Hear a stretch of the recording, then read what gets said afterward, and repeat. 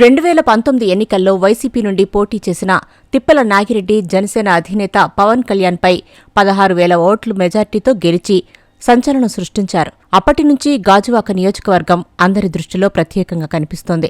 కేంద్ర ప్రభుత్వం స్టీల్ ప్లాంటును ప్రైవేటీకరణ చేస్తామని చెప్పిన తర్వాత అప్పటి మాజీ ఎమ్మెల్యే పల్లా శ్రీనివాసరావు ఆమరణ నిరాహార దీక్ష చేసి స్టీల్ ప్లాంట్ కార్మికుల్లో గాజువాక నియోజకవర్గం ప్రజల్లో ఓ గట్టి నమ్మకాన్ని క్రియేట్ చేయగలిగారు. పల్లా శ్రీనివాస్పై గాజువాక ప్రజలు పెట్టుకున్న ఆ నమ్మకం కారణంగానే 2024 ఎన్నికల్లో ఆయనకు అత్యధిక మెజార్టీ దక్కింది. 2024 ఎన్నికల తర్వాత గాజువాక నియోజకవర్గంపై అన్ని రాజకీయ పార్టీలు ప్రత్యేక దృష్టిని పెట్టుకున్నట్లు కనిపిస్తున్నాయి. ఇప్పటికే గాజువాక ఎమ్మెల్యే పల్లా శ్రీనివాసరావును టీడీపీ రాష్ట్ర అధ్యక్షుడిని చేశారు సీఎం చంద్రబాబు.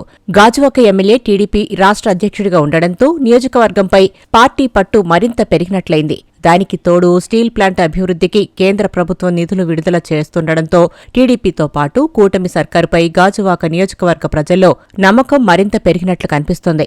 గాజువాక నియోజకవర్గంపై టీడీపీ పట్టు సాధిస్తున్న నేపథ్యంలో వైసీపీ అధిష్టానం ఒక్కసారిగా మేల్కొంది. వైసీపీ గాజువాక ఇన్ఛార్జిగా మాజీ ఎమ్మెల్యే తిప్పల నాగిరెడ్డి కొడుకు తిప్పల దేవన్ రెడ్డిని నియమించింది. తిప్పల దేవన్ రెడ్డి 2014 ఎన్నికల నాటి నుండి తన తండ్రి తిప్పల నాగిరెడ్డికి ఎన్నికల వ్యూహకర్తగా పనిచేస్తూ అంచెలంచెలుగా ఎదుగుతున్న నాయకుడు. 2014 ఎన్నికల్లో తిప్పల నాగిరెడ్డి ఇండిపెండెంట్గా పోటీ చేస్తే రెండో స్థానం దక్కేలా తిప్పల దేవన్ రెడ్డి చక్రం తిప్పాడు. 2019 ఎన్నికల్లో పవన్ కళ్యాణ్పై పోటీ చేసిన తిప్పల నాగిరెడ్డిని గెలిపించడంలో కీలకంగా వ్యవహరించారు. అటు మత్స్యకారులను, ఇటు స్టీల్ ప్లాంట్ ఉద్యోగులను, కీలకమైన కాపు, యాదవ సామాజిక వర్గాలకు చెందిన ఓట్లను ఆకర్షిస్తూ ఎన్నికల క్యాంపెయినింగ్ చేసి పవన్ కళ్యాణ్పై తన తండ్రి తిప్పల నాగిరెడ్డి గెలిచేలా వ్యూహాలు రచించాడు. 2019 ఎన్నికల తర్వాత స్టీల్ ప్లాంట్ ప్రైవేటీకరణ ప్రభావం, ఎమ్మెల్యే తిప్పల నాగిరెడ్డి వ్యవహార శైలితో విసుగు చెందిన వైసీపీ అధ్యక్షుడు జగన్ గాజువాక నియోజకవర్గం ఇన్ఛార్జిగా ఉరుకోటి చందుని నియమించారు. తన తండ్రి తిప్పల నాగిరెడ్డి ఎమ్మెల్యే కావడంతో 2024 ఎన్నికల్లో గాజువాక సీటు ఆశించిన తిప్పల దేవన్ రెడ్డి గాజువాక సీటును తనకు కాకుండా ఉరుకోటి చందుకి కేటాయించడంతో అసంతృప్తి చెంది వైసీపీ పార్టీ ప్రాథమిక సభ్యత్వానికి, పార్టీ పదవులకు రాజీనామా చేశాడు. వైసీపీ అధ్యక్షుడితో పాటు పార్టీ పెద్దల చర్చలు సఫలం కావడంతో తన రాజీనామాను దేవన్ రెడ్డి వెనక్కి తీసుకున్నాడు. ఆ క్రమంలో ఎన్నికల ముందు ఇన్ఛార్జిగా ఉన్న ఉరుకోటి చందుని కాదని అప్పటి మంత్రి గుడివాడ అమర్నాథ్కు గాజువాక సీటు కేటాయించారు.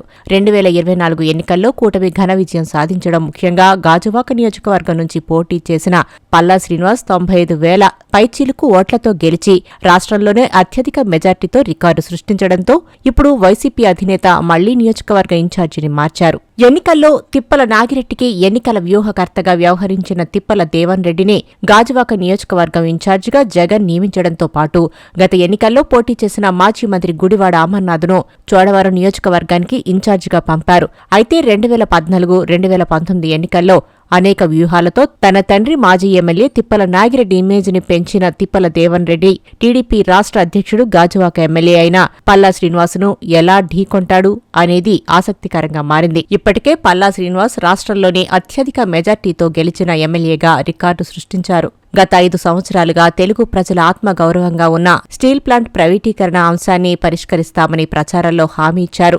ఎన్నికల్లో గెలిచిన తర్వాత కేంద్రం ప్రైవేటీకరణ అంశాన్ని ముందుకు తీసుకువెళ్తే ఎమ్మెల్యే పదవికి రాజీనామా చేస్తారని కార్మికుల ముందు శపథం చేశారు.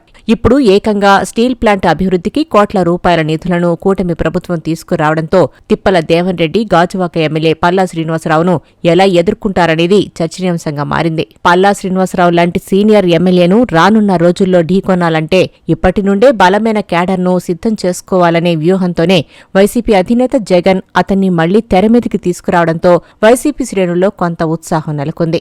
జగన్ ఊహించినట్లు నియోజకవర్గంలోని వైసీపీ కార్యకర్తలు కోరుకున్నట్లు యువ నాయకుడిగా ఉన్న తిప్పల దేవన్ రెడ్డి నియోజకవర్గ ఇన్ఛార్జి బాధ్యతలు చేపట్టిన తర్వాత వైసీపీ క్యాడర్ను ఎలా సన్నద్ధం చేస్తారో, సిట్టింగ్ ఎమ్మెల్యే పల్లా శ్రీనివాస్ను ఎలా ఢీకొంటారో చూడాలి.